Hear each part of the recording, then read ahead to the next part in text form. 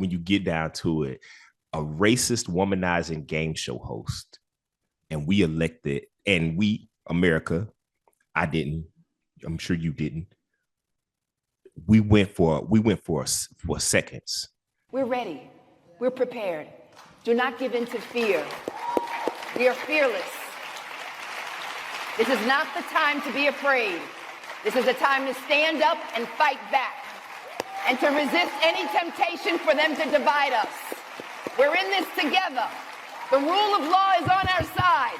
We will not give in, not give up. We will not capitulate. We will not bow. We will not bend. We will survive.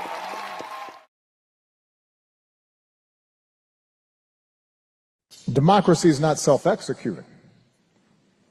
It requires people, judges, and people in the Justice Department, and people throughout the government who take an oath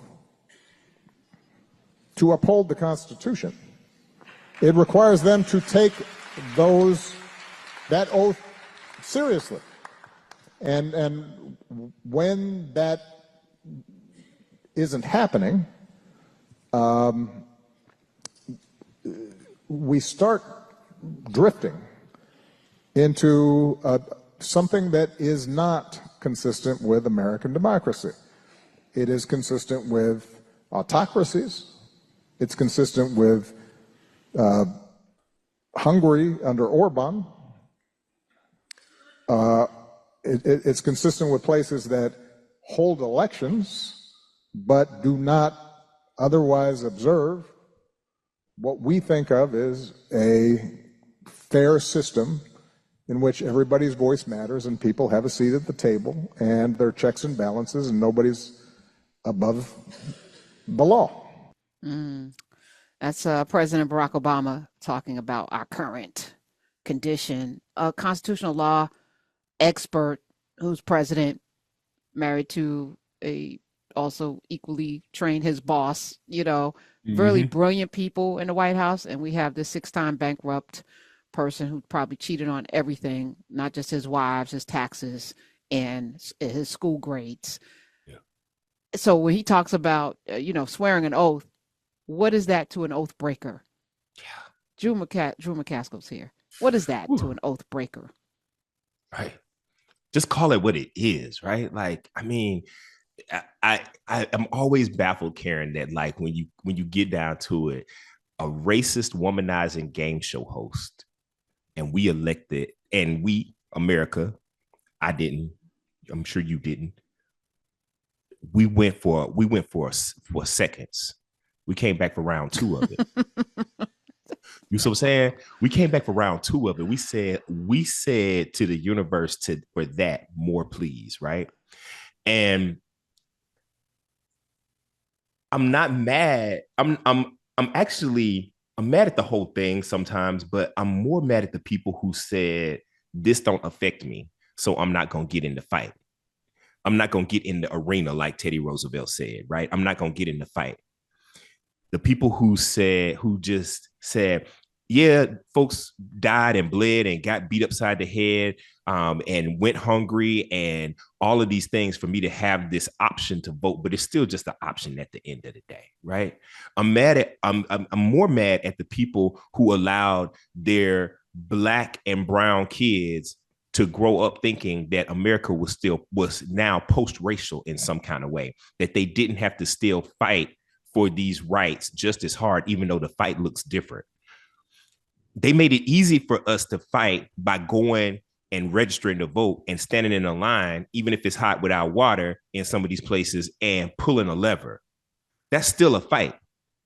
They just made it easy for us. We didn't have to pass by no dogs. We didn't have to get our house bombed. We didn't have to, march to Washington or on Washington, but it's still a fight.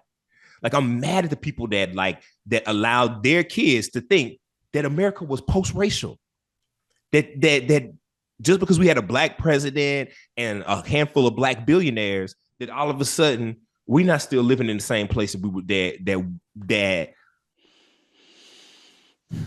suborn enslavement of people for 400 years. I'm mad at that. as much as I'm mad at the racists, the homophobes, and the misogynists, because they saw a clear path forward. Yeah. They voted their interests. They voted their interests. Even the ones who didn't vote their interests mentally thought that they were. Correct. Right. To your point. And their interest being power. Power, whiteness. We'll call it whiteness, whatever. It's all power. It's all the ability to make people do what you want them to do, which is interesting. And why do you want people to do why can't you just, I don't know, why are you so concerned with other people are doing?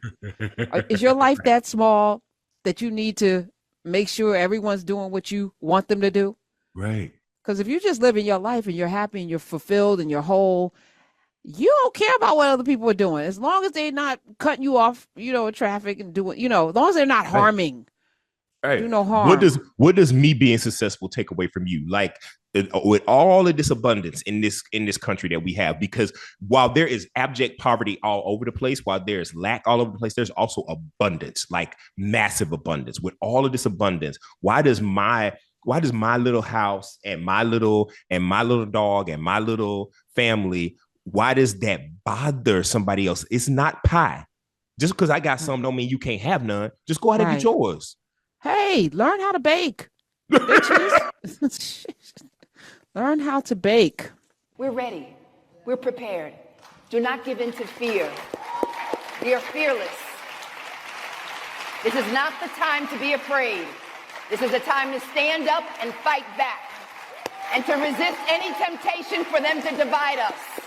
We're in this together. The rule of law is on our side. We will not give in, not give up. We will not capitulate. We will not bow. We will not bend. We will